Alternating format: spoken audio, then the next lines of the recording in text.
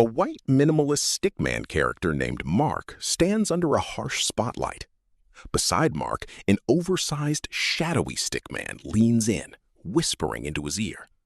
Zooming in on Mark's brain, a bright blue flash fires as an invisible remote control clicks a button. Automatically, Mark's hand shoots out to shake a deal, even while his face twists into sheer internal agony. A giant red sign flashes above Mark's head, displaying the text, "Why did I just say yes?" Right now, there is a hidden back door inside your brain. Without your permission, salespeople, bosses, and even your closest friends are using this hidden back door to control your decisions. Think about the last time you agreed to work late, lent money you needed, or took on a favor that completely ruined your weekend. You didn't lose your willpower. Your brain was systematically hacked by a psychological exploit so seamless, you actually smiled while handing over your freedom.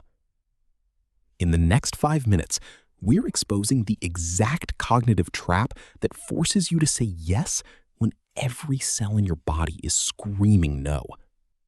We will reveal the legendary Stanford study that uncovered this cognitive trap. We will show the 3-second mental override that instantly shuts this cognitive trap down. On a suburban street, a researcher stickman knocks on a house door. A homeowner stickman opens the door, and the researcher stickman hands him a tiny, harmless paper badge that says Safe Driver.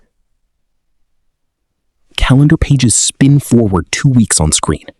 The same researcher stickman returns, pulling a gigantic, ugly wooden billboard that completely blocks the front yard. The homeowner stickman freezes and sweats, but surprisingly nods yes and hands over a shovel to dig the hole. To see how easily your boundaries can be dismantled, look at a famous 1966 experiment conducted by Stanford psychologists Jonathan Friedman and Scott Fraser. Stanford researchers went door to door, asking homeowners for a tiny favor. Would they display a small 3-inch sign in their window supporting traffic safety? Displaying the small sign took 0 effort, and almost everyone said yes. 2 weeks later, a different researcher visited those same homes with an absurd demand. Would they allow a massive eyesore billboard that blocked their entire house to be installed on their front lawn? When asked cold, only 17% of people agreed to allow the massive eyesore billboard.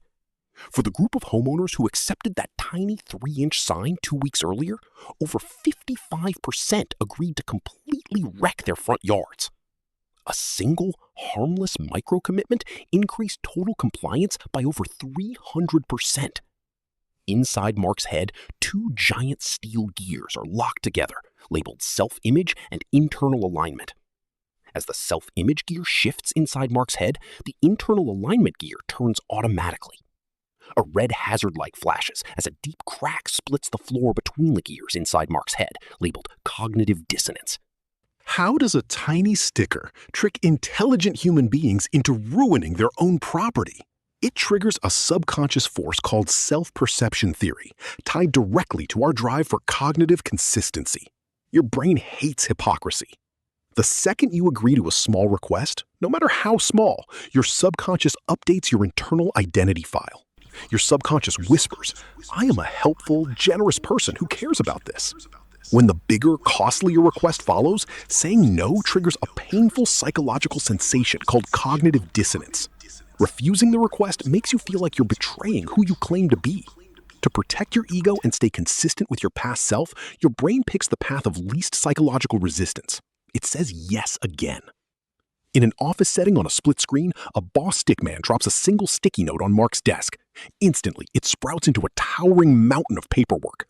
In a digital storefront setting on a split screen, Mark clicks Start Free 7-day trial while a clock spins rapidly and money bags fly out of his back pocket. In a social setting on a split screen, a friend stickman asks Mark to help carry just one light box.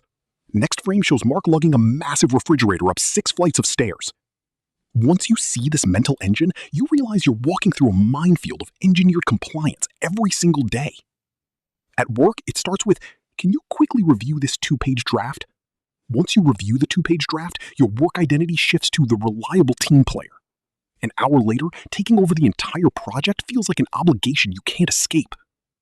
In relationships, boundary loss almost never happens in one giant crash. Boundary loss is an erosion of tiny concessions that conditions you to accept larger sacrifices just to keep the peace. Mark raises a glowing blue shield against the shadowy stickman. Above Mark's head, a simple flowchart converts incoming pressure into a cooldown timer. So how do you disarm this psychological hack without being aggressive? You don't need to build a fortress, you just need to break the automated loop. Enforce the interruption rule, because manipulators rely on social speed. The moment a request lands, use this exact phrase. I make it a rule never to commit on the spot. Let me check my schedule and get back to you. Using this phrase instantly pulls processing power out of your emotional reaction center and hands it to your logical brain. Isolate the request by severing the link between past compliance and present reality. Ask yourself, if a total stranger walked up and asked me for this right now, would I say yes? If the answer is no, your past yes was a setup.